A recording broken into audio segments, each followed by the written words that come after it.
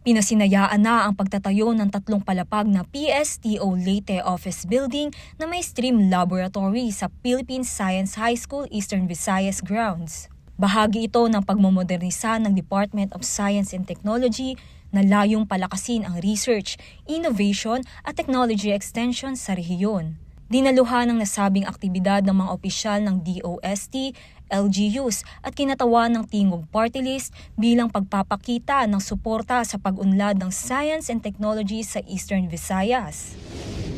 Umarangkada ang libreng sakay sa 2nd distrito ng Quezon City, hatid ng tanggapan ni Representative Ralph Tulfo na layong matugunan ang siksikan at mahabang pila tuwing rush hour. Isinagawa ito mula Sandigan Overpass sa Barangay Batasan Hills patungong Barangay Silangan.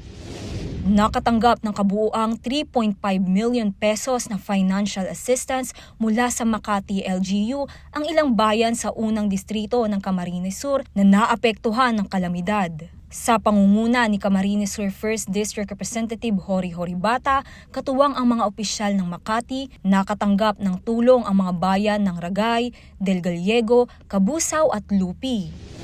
Personal namang binisita ni Pampanga 1st District Representative Carmelo Lazatin ang mga elderly sa Angeles City upang mamahagi ng cash assistance, bigas at vitamin C supplements. Kasama rin sa tulong ang libreng medical check-up at laboratory test para sa mga bedridden at may edad na 90 hanggang 99 years old. Nauuna sa balitang totoo at laging bago, Dane Gulimlim, Alauna sa Balita, Congress TV.